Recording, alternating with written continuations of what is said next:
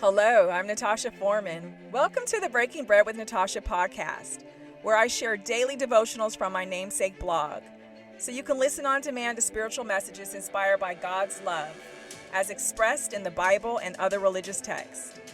You can read along at breakingbreadwithnatasha.com or sit back and take in the Word.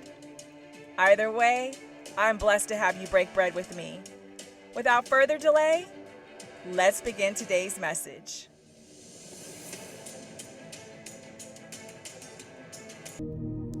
Welcome, Breaking Bread family. Thank you so much for joining me. This is Natasha Foreman. Welcome. Let's look at the book of Titus, chapter 2, and we're going to look at lines 7 and 8. The translation that I'm reading, I'm going to start where it says, "In all things showing yourself to be a pattern of good works, in doctrine showing integrity, reverence, incorruptibility, sound speech that cannot be condemned, that one who is an opponent may be ashamed, having nothing evil to say of you." When you know right, you should live right. We know this to be true, but we still struggle. Our character should be rock solid, which means you should be the same person in church as you are in the streets, the same with strangers as you are with friends and family. The essence of who we are should be unchanged. Our heart shouldn't be questionable. Our character shouldn't be a joke. It should be consistent and irrefutable, not an act, but an is. A great quote shared by Corrie ten Boom helps to balance us in our confusion and worry about living right. She said, "Don't worry about what you do not understand. Worry about what you understand in the Bible, but do not live by." Oh yeah, how deep and moving is that message? Some things we just don't understand, and for those things we shouldn't rack our brains trying to figure it out, for God will bring the knowledge in due time. But for those things we do know and understand in the Bible, if we aren't obeying what God and Jesus instructed, then we should be more than alarmed. We should be working aggressively to make things right in our life.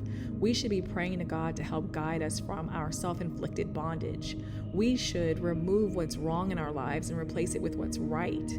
Our thoughts, speech, habits, obsession with material possessions, false need for instant gratification, and our issues with honesty and loyalty should all be purged and replaced by examples that God could commend.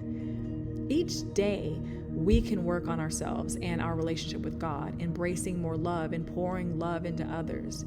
Each day, we can rely less on man's ways and expectations and lean more on God and use Jesus as example to think, speak, live, and do better.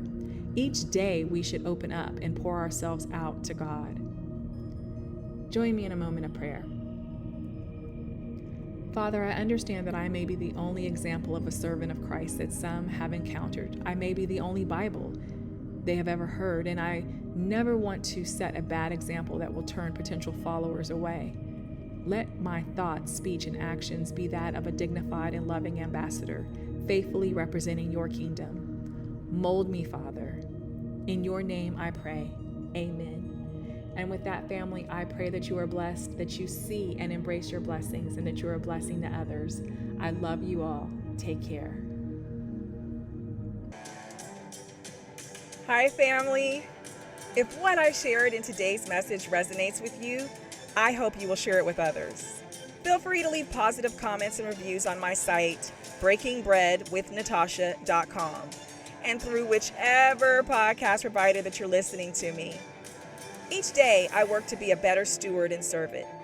I hope you will join me in sharing God's love and truth and rebuking the enemy's lies.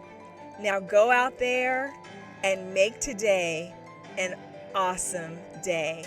I love you all.